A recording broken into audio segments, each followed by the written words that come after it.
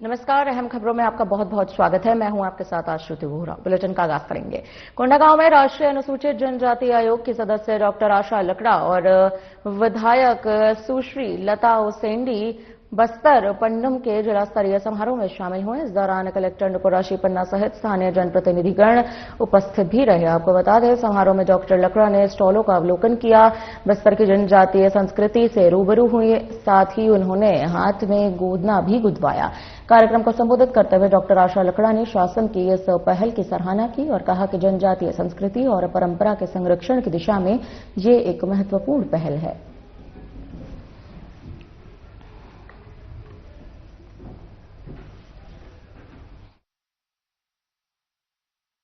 आप प्रधानमंत्री को भी देंगे तो लेकर आयोग को भेजेंगे।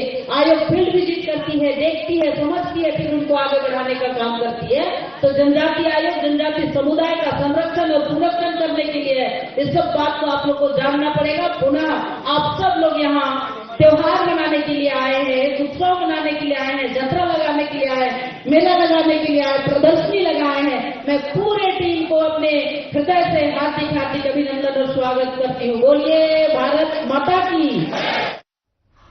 कोंडागांव विकासखंड अंतर्गत ग्राम चेपावंड में महतारी सदन भवन का लोकार्पण राष्ट्रीय अनुसूचित जनजाति आयोग के सदस्य डॉक्टर आशा लकड़ा और विधायक सुश्री लता उसेंडी ने किया। इस दौरान कलेक्टर नुपुर पन्ना सहित स्थानीय जनप्रतिनिधिगण भी उपस्थित रहे। आपको बता दें, इस दौरान डॉक्टर लकड़ा ने हितग्राहियों को सामग्री वितरित की। कार्यक्रम में 10 लाख की लागत के सामुदायिक भवन निर्माण कार्य का भी भूमि पूजन हुआ। वहीं जानकारी देते चले विधायक सुश्री लता उसेंडी ने कहा कि नई योजनाएं विकसित भारत के उद्देश्य से लागू की जा रही हैं। महिलाओं के सशक्तिकरण का नया केंद्र भी बनने जा रही हैं। मुख्यमंत्री विष्णुदेव साय के नेतृत्व में महिलाओं को सशक्त और आत्मनिर्भर बनाने के लिए कई योजनाएं संचालित की जा रही हैं। उनमें से ये एक है।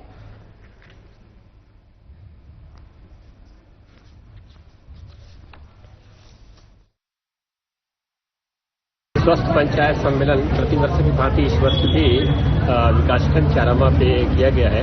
इस सम्मेलन पे विकासखंड के समस्त मितानिन बहने ग्राम स्वास्थ्य स्वच्छता समिति के सदस्य उपस्थित होते हैं और यहाँ पर जो है ग्राम स्वास्थ्य स्वच्छता समिति के समस्त सदस्यों के द्वारा बहुत सारी समस्याओं को जनप्रतिनिधियों के समक्ष रखा जाता है और समिति के लोगों को, आम जनता को एक मंच भी हम प्रदान करते हैं जिससे वो अपनी समस्याओं को अधिकारियों से रूबरू कराएं और अवगत कराएं। कोंडागांव जिला कांग्रेस कमेटी के निर्देश पर कोंडागांव ब्लॉक के कांग्रेस पदाधिकारियों ने सभी धान खरीदी केंद्रों का निरीक्षण किया। इस दौरान धान खरीदी केंद्रों में हो रही गड़बड़ी का जायजा लिया गया, तो वहीं किसानों से रूबरू होकर उनकी समस्याएं भी सुनी गई। धान खरीदी के समय वृद्धि की मांग को लेकर छत्तीसगढ़ प्रदेश कांग्रेस कमेटी ने 1 दिवसीय धरना प्रदर्शन भी किया।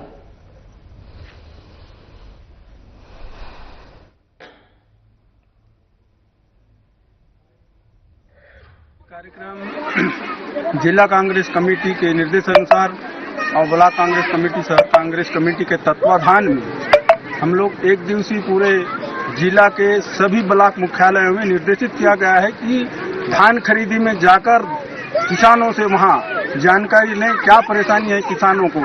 तो हम लोग इसी में आज कोंडागांव ब्लॉक के कई लैंप्सों में हम लोग गए और वहां पता चला कि किसान आत्महत्या करने के लिए मजबूर हैं। इसलिए मजबूर हैं 216 कुंटल जिनका टोकन कटना था, कई महीना 1.5 महीना से यहाँ वहाँ घूमने के बाद मुश्किल से उनका लास्ट लैंप्स में कर्ज भी है और मुश्किल से उनका 100 कुंटल का टोकन कटा है और 116 कुंटल का उनका बाकी है। ये भारतीय जनता पार्टी की कथनी करनी को आप लोग स्वयं समझ सकते हैं। आज किसान बेतहाश है। ये भारतीय जनता पार्टी के जो सत्यापन यहाँ हमारा सरकार को भी मैं बोलता हूं और जिला प्रशासन का भी इसमें दोष है, क्योंकि जिला प्रशासन क्या बोलते हैं उसको, एग्री स्टेट और सत्यापन उनको उन प्रभारियों को जो जिनका नियुक्ति हो रहता है सत्यापन के लिए, उनको समय रहते जाना है कि आज धान खरीदी खत्म हो रहा है और अभी जा रहे हैं सत्यापन। किसान बहुत से किसान वन अधिकार वाले किसान और ऐसी किसान भी बहुत परेशान है। चारामा में ब्लॉक स्तरीय स्वस्थ पंचायत सम्मेलन का आयोजन सफलतापूर्वक संपन्न हुआ। इस सम्मेलन में सैकड़ों मितानिनों ने भाग लेकर स्वास्थ्य, स्वच्छता और पोषण से जुड़े विषयों पर चर्चा की। कार्यक्रम का आयोजन समस्त ग्राम स्वास्थ्य, स्वच्छता और पोषण समिति की ओर से किया गया। हर वर्ष आयोजित होने वाले इस सम्मेलन में इस बार भी मितानिनों ने बढ़ चढ़कर भागीदारी निभाई। कार्यक्रम का मुख्य उद्देश्य पिछले वर्ष के कार्यों का लेखा जोखा प्रस्तुत करना, लंबित प्रकरणों की समीक्षा करना और मितानिनों से जुड़ी मांगों और शिकायतों को प्रशासन के सामने रखना रहा। सम्मेलन में मुख्य अतिथि के रूप में भानुप्रतापपुर विधानसभा की सावित्री मनोज मांडवी शामिल हुई।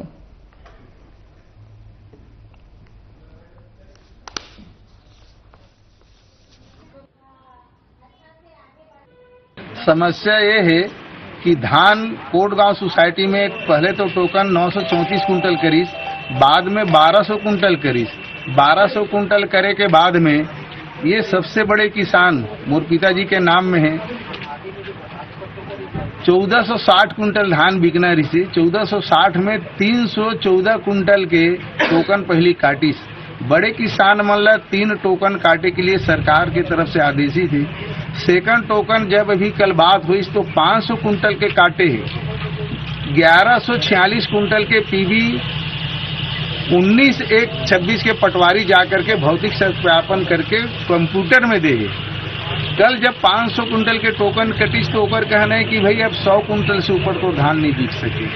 हमार कहना यह है कि जब 646 कुंटल धान हमारे बचे तो 646 कुंटल धान बिकना चाहिए। ये अधिकारी मन के लापरवाही के कारण ये सोसाइटी में आज ये परेशानी है। जो कार्यक्रम है वो विगत कई वर्षों से मनाया जाता है और पूरे क्षेत्र के समस्या लेके एक दूसरे से बातचीत करना, अपने ज्ञापन सौंपना और एक तरह से एक दूसरे सम्मेलन करना, दूसरे को अपना राइट्स अधिकार है उनके बारे में भी चर्चा करना और एक अच्छा एक पहल है एमपी और मितानिन लाने का। और पूरे ब्लॉक के लोग आके यहाँ पे हर साल यहाँ पे मनाते हैं और उसका अभी जब देख रहे थे कि अब 100 से ज़्यादा आवेदन इनके पास आए हैं। बहुत सारा समस्या को भी लेके जब आते हैं तो वरिष्ठ अधिकारी है या जनप्रतिनिधि उनको भी ज्ञापन सौंपते हैं। इस तरह से अपने समस्या को लेके। और ऐसा नहीं है इनका मैं जब भी देखता हूँ कि जब ये कार्यक्रम अगर समस्या लेकर आए उसका फॉलोअप भी करते हैं। हर मंथ इसका मीटिंग भी होता है, इनका फॉलोअप करते हैं और अगले जब कार्यक्रम में तो कितना काम हुआ कि नहीं हुआ वो भी एक तरह से लोग प्रेजेंट करते हैं। बालोद के धान खरीदी केंद्र में लिमिट कम होने से किसान अब तक धान नहीं बेच पाए हैं। किसान दुर्गा राम देशमुख ने बताया कि वे एक टोकन में सिर्फ 314.80 क्विंटल धान बेच पाए। उन्हें 500 क्विंटल का टोकन मिला, जबकि उन्हें कुल 1460.80 क्विंटल का धान बेचना है। इस समय किसान के खाते में करीबन 640 क्विंटल धान बेचना शेष है। इस सब के बाद किसान परेशानी का सामना कर रहे हैं। आक्रोशित किसानों ने यह ऐलान किया है कि अगर खरीदी नहीं हो पाई तो किसान अपना रोष धान केंद्र में ही रखकर धरना करेंगे।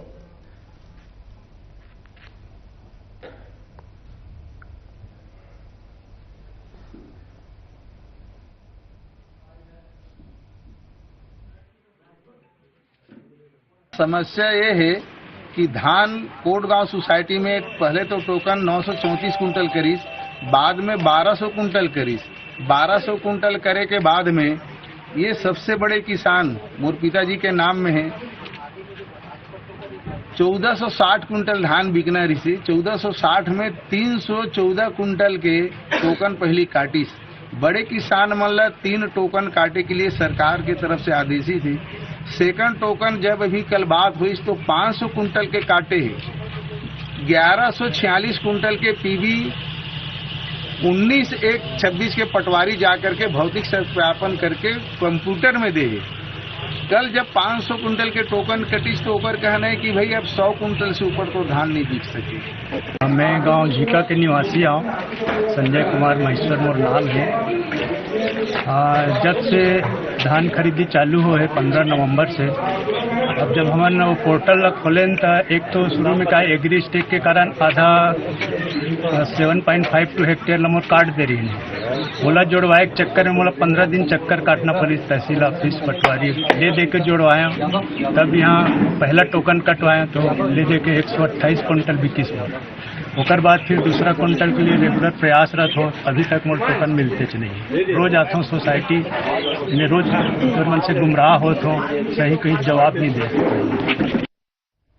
बालोद जिले के अंतर्गत पंचायत डोंडी लोहारा क्षेत्र के ग्राम पंचायत देवरी बंगला के सामुदायिक स्वास्थ्य केंद्र में मरीजों को लाने ले जाने वाले शासकीय सेवा वाहन पिछले 3 महीने से खराब पड़ी हुई है, जिसके कारण मरीजों को आपातकालीन चिकित्सा की सुविधा प्राप्त नहीं हो पा रही है। पंचायत अध्यक्ष क्रांति प्रकाश सोनबरसा ने शासन प्रशासन को जानकारी दी, लेकिन अभी तक इस मामले पर ध्यान नहीं दिया गया है।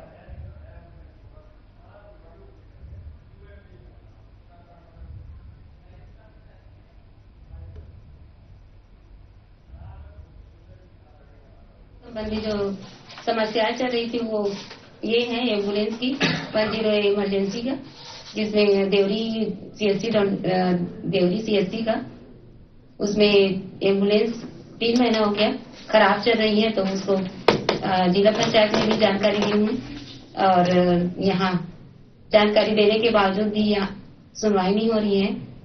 इसकी सूचना आप कहाँ दी है मैडम? जिला पंचायत में दी हूँ और उसके बाद भी क्योंकि गुंडरदेही ब्लॉक में 4 एम्बुलेंस हैं, तो यहाँ मैं बोली कि यहाँ देवरी में खराब चल रही है 3 महीने तक, तो यहाँ भिजवा देना करके। तो अभी तक कोई ये नहीं है, अधिकारियों का ध्यान नहीं है यहाँ। मैं श्रीमती दुलारी देवांगन, क्षेत्र क्रमांक 9, ग्राम पशौर से मैं जनपद सदस्य हूँ। डोंडी लोहारा ब्लॉक में सभापति स्वास्थ्य विभाग की हूँ मैं। तो दौरा करते हैं देवरी में, जैसे हॉस्पिटल है वहाँ पर डॉक्टर नर्स का कमी है और बाकी जगह भी नर्स का कमी है, इसलिए डिलीवरी वालों को भी बहुत परेशानी होता है, एम्बुलेंस भी नहीं मिलता। तो वीएमओ सर बता रहे थे कि यहाँ पर एम्बुलेंस की कमी है, तो आगे अपने शासन को लिखना है, जिला को राज्य को करके। तो हम राज्य को यही बोलना चाहते हैं कि स्वास्थ्य विभाग में कोई भी पद रिक्त न रहे, सभी भरपूर रहे, जिससे लोगों को स्वास्थ्य का लाभ। इंदिरा कला संगीत विश्वविद्यालय खैरागढ़ का 17वां दीक्षांत समारोह गरिमामय माहौल में संपन्न हुआ। समारोह में राज्यपाल रमेन टेका मुख्य अतिथि के रूप में शामिल हुए और विभिन्न संकायों के विद्यार्थियों को उपाधियां और पदक प्रदान किए गए। दीक्षांत समारोह में 5 शोधार्थियों को डी.लिट, 64 को शोध उपाधि और 236 विद्यार्थियों को पदक दिए गए, जिनमें 232 स्वर्ण और 4 रजत पदक शामिल हैं। राज्यपाल ने कहा कि कला, संगीत और संस्कृति समाज को दिशा देने का काम करती है।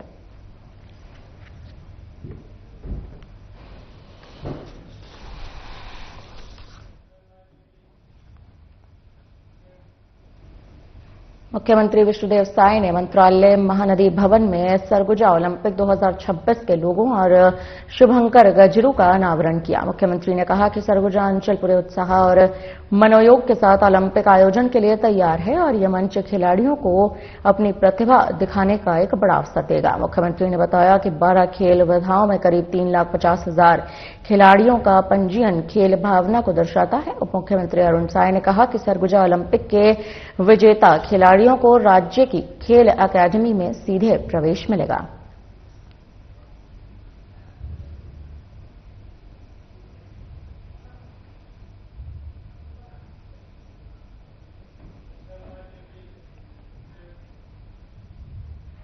मुख्यमंत्री विष्णुदेव साय ने पुलिस मुख्यालय नया रायपुर से वर्चुअली जुड़कर पुलिस विभाग के 255 करोड़ रुपए की लागत से तैयार विकास कार्यों का लोकार्पण किया।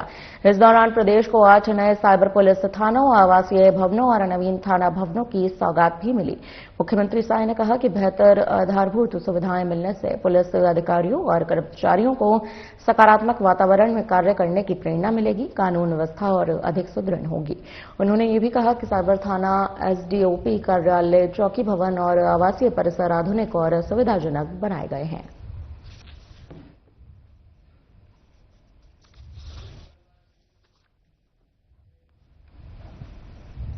मुख्यमंत्री विष्णुदेव साय ने अभनपुर के नवागांव में छत्तीसगढ़ कुंभकार समाज के 2 दिवसीय राज्य स्तरीय महाधिवेशन का भव्य शुभारंभ किया। इस दौरान मुख्यमंत्री ने समाज के लिए सर्व सुविधा युक्त सामुदायिक भवन निर्माण के लिए 30 लाख रुपए की घोषणा की। मुख्यमंत्री साय ने यह भी कहा कि शिक्षा समाज की प्रगति का सबसे मजबूत आधार है, हर बेटा बेटी को इससे जोड़ना जरूरी है।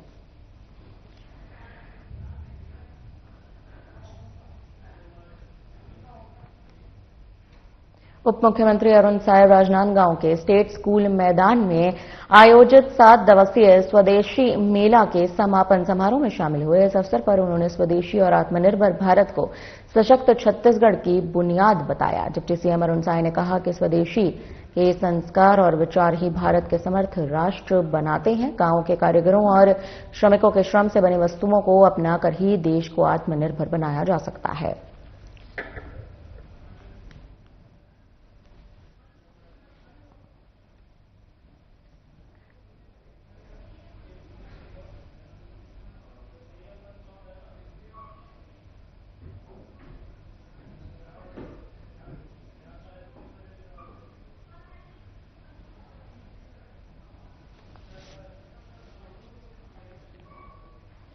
मंदसौर में साहित्य महोत्सव के दूसरे दिन साहित्य और इतिहास से जुड़े लोगों ने शिरकत कर कार्यक्रम की शुरुआत की, जहां प्रधानमंत्री के आर्थिक सलाहकार संजीव सान्याल ने वर्चुअली जुड़कर साहित्य महोत्सव में अपनी उपस्थिति दर्ज कराई, अपना अनुभव साझा किया। इसके बाद प्रोफेसर रविंद्र शर्मा ने अपने विचार व्यक्त किए, कहा कि शास्त्रों से ही राष्ट्र की रक्षा हो सकती है।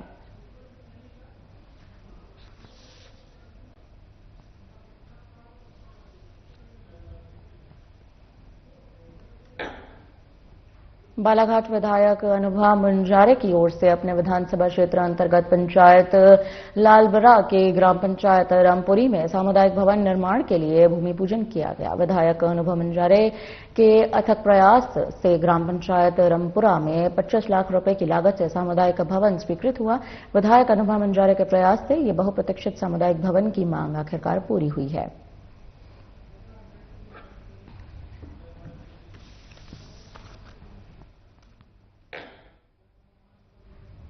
नगरपालिका परिषद सिरोंज में इस समय निर्माण कार्य चल रहा है। नवीन बस स्टैंड से लेकर एमलानी रोड तक नाले का निर्माण जारी है। इस निर्माण का टेंडर 98 लाख में 15.22% बिलों में लिया गया है, लेकिन अब देखा जा रहा है कि निर्माण में घटिया गुणवत्ता का माल प्रयोग किया गया है।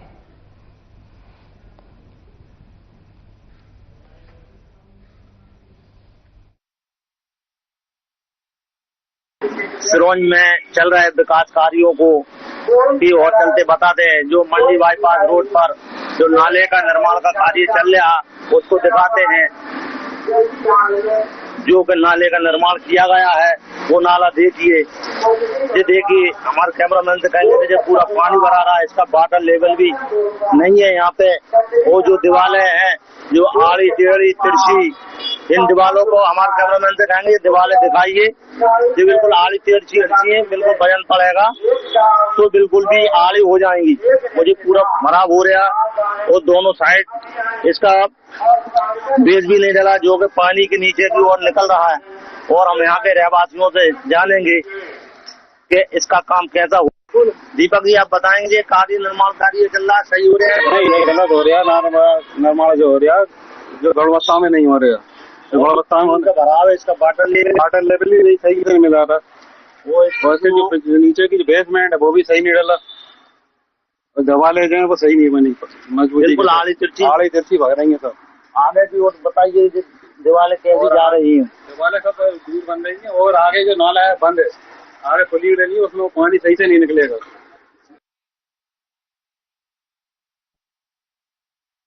बोलिए। देखो मैं पंकज कुमार जैन, मेरी ऑटो पार्ट्स की दुकान है। यहाँ पर जो नाला बना हुआ है बिल्कुल एक लेवल में नहीं है। बीच में इस तरफ की दुकानों में पानी भर रहा है, कम से कम 1 फीट के आसपास, आधा पौन 1 फीट पानी भर रहा है। इतनी बदबू आ रही है, मच्छर हो रहे हैं और सभी जो दुकानदार है, पूरी 8 दुकानें हैं यहाँ पे और सामने भी पूरी दुकानें हैं, तो सबको परेशानी हो रही है। बदबू अलग बहुत आ रही, पानी रुका हुआ है। जिस तरीके से निर्माण कार्य हुआ है, क्या गुणवत्ता ही नहीं है, सही काम हो रहा है आपके साथ? तो बहुत ज्यादा वो तो नहीं है मगर सही नहीं है, नीचे से लेवल बिल्कुल नहीं मिलाया गया है इसका। निर्माण नाले का इन्होंने किया है जिसमें गुणवत्ता बिल्कुल भी नहीं है, नाम मात्र की है। मतलब एक अगर अपन गन से मारे तो दीवारें गिर जाएंगी। इसके बाद अगर आप जहाँ भराव करेंगे और जितनी बेटक लेगी, अगर बारिश का ज्यादा बेटक हो गई तो जो दीवार जो पर दिख रही ना आपको, ये वाला हिस्सा बताइए भाई साहब के लिए, ये वाला हिस्सा ये पूरा तिरछा जा रहा है। ये एक भराव में एक बारिश के अंदर ये दीवारें गिर जाएंगी। ये नगर पालिका के जो ठेकेदार का जो भी निर्माण है ये बहुत गलत तरीके से हुआ गया है। इसमें अच्छा नहीं किया। जबकि ये निर्माण कार्य 98 लाख की लागत से हो रहा है, ठेकेदार के द्वारा ये काम किया जा रहा है। बिल्कुल हमने जाना है कि ये गुणवत्ताहीन कार्य हो रहा है, बिल्कुल सांप की लहराता हुआ है। ये मैं संवाददाता रघुवीर प्रजापति, हमारे कैमरामैन। बुरहानपुर के गणपति थाना क्षेत्र स्थित दरगाह हाकिमी, जो बोहरा समाज की आस्था का प्रमुख केंद्र माना जाता है, वहां एक बार फिर करंट लगने से युवक की मौत का मामला सामने आया है। इलेक्ट्रिक कार्य के दौरान हुए इस हादसे ने सुरक्षा व्यवस्थाओं पर गंभीर सवाल खड़े कर दिए हैं। दरगाह हाकिमी परिसर में इलेक्ट्रिक का काम करते समय एक युवक को अचानक करंट लग गया। गंभीर हालत में उसे तत्काल एक निजी अस्पताल में भर्ती कराया गया, जहां इलाज के दौरान उसकी मौत हो गई। मृतक युवक उत्तर प्रदेश के गोरखपुर का रहने वाला है। हैरानी की बात यह है कि ये कोई पहला मामला नहीं है। इससे पहले भी दरगाह हाकिमी परिसर में करंट लगने से एक युवक की मौत हो चुकी है। लगातार हो रही इस तरह की घटनाएं जो हैं वो परिसर की विद्युत सुरक्षा व्यवस्था पर सवाल खड़े कर रही हैं।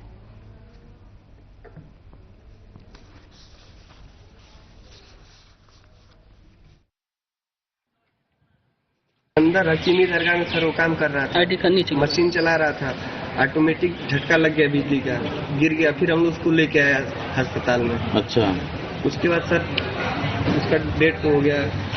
क्या नाम है उसका? उसका तो शायद रवि नाम है। कहाँ रहता था? काम करता था। कहाँ से आए थे? हम लोग, मैं यूपी का होता। और वो भी यूपी का ही। कौन सी मशीन चला रहा था? गाँव का है, किसी गाँव का नहीं। कौन सी मशीन चला रहा था? Drill machine. क्या काम हो रहा था वहाँ पे? सर हम लोग इलेक्ट्रिकल का काम करते हैं। तो दरगाह हकीमी के अंदर काम चल रहा था? हाँ सर। कहाँ चल रहा था काम? अंदर 4 नंबर गेट। नहीं, काम चल रहा था ये? काम तो आज सुबह 9 बजे ज्यादा दिन से करते हैं, 2-3 महीना हो गया। दरगाह हकीमी परिसर में जो लड़का विजय करके है, दलित समुदाय से है, और वह यूपी से यहाँ पर ठेकेदार के थ्रू यहाँ पर काम करने आया था। दरगाह हकीमी परिसर में काम करते समय विजय को करंट लगा। करंट में जैसे ही वो अनकॉन्शियस हो गया, उसको दरगाह हकीमी के लोगों ने ऑल इज वेल हॉस्पिटल लाया गया, और ऑल इज वेल हॉस्पिटल में इसे विजय को मृत घोषित कर दिया गया।